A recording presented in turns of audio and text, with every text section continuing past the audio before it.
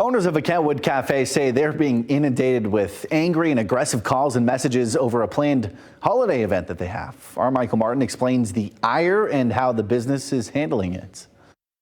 The Coffee Clubhouse is a place you can bring your kids, order a drink, sit down, and make some new friends. But over the last few weeks, the owners and their staff have been inundated with an avalanche of people calling and messaging them. They say making vague threats, urging them to cancel an upcoming event they have planned for the holiday season. Hi, see you. We have a 2-year-old and a 1-year-old. They were part of the journey of getting this open when we left our jobs at the hospital. This is the Coffee Clubhouse in Kentwood, an absolute dream for the toddler crowd and the moms and dads who love them. Sip on a cup of coffee, let your kid play, get some energy out, make a mess here so you don't have to clean up a mess at home. Meant as a refuge for caregivers and a place to make connections, never would they have expected to be dealing with an onslaught of angry people reaching out in droves opposed to their operation. It is very conflicting. But that is what happened after they booked an event for Tuesday, December 5th, where kids and their families will be able to meet a real live reindeer. PETA got word of that. Levi Williams, who owns the cafe with his wife Morgan, says it began with an email from someone calling themselves PETA's captive wildlife advocacy specialist.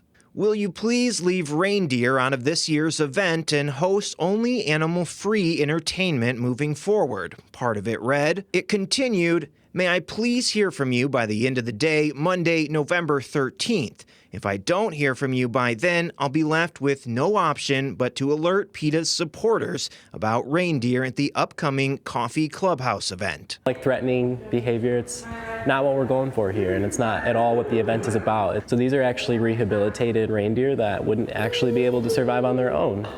So they rely on human care because that's how they were rehabilitated. Since then, they say they have been hit with a flood of messages and calls from people located all around the country.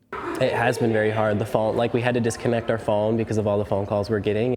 An email from a woman in Kentucky read in part, this is twisted, sadistic, and extremely cruel. What kind of idiots are you people? These animals are not toys. You're very bad and uncaring demons to do this to reindeer. Let them go, you monsters. I've talked to a couple older ladies who have been very polite about it, and then you get like somebody else who's, if you don't cancel this event, like just know that something else is going to come for you and your family. Despite the vitriol, they are moving ahead with the event. We're going to have security there in case anything, because of the threats that we've been getting about potential protesters and such, but just kind of frustrating because that's not what this event is about.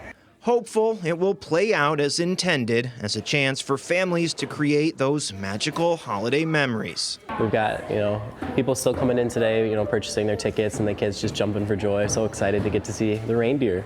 For more information on their reindeer event and everything that the Coffee Clubhouse offers families here in West Michigan, you can go to our website, fox17online.com. For now, though, in Kentwood, Michael Martin, Fox 17 News. And after this, Fox 17 did speak with PETA's director of captive animal welfare about an hour ago, and she says they have a record of more than 15,000 people reaching out to the Coffee Clubhouse. Take a listen. These animals are denied adequate veterinary care, sometimes left emaciated. Their hooves are allowed to get too long, and they have very sensitive feet because they're designed to walk on snow and ice. So we shared all this information with them and then followed up with them a couple weeks later, and they still didn't respond. So at that point, PETA does feel the need and feels like we're left with no option but to alert our supporters. She did point to a municipal ordinance passed in Ferndale back in 2018 that outlawed the incorporation of certain animals like reindeer into entertainment-based events. There are so many humane alternatives and ways to celebrate the holidays that don't involve exploiting live animals. And we will continue to urge the Coffee Clubhouse to make this decision. If they can't do it this year, commit to never hosting reindeer again. And, if they want the calls to stop, all they have to do is make that decision.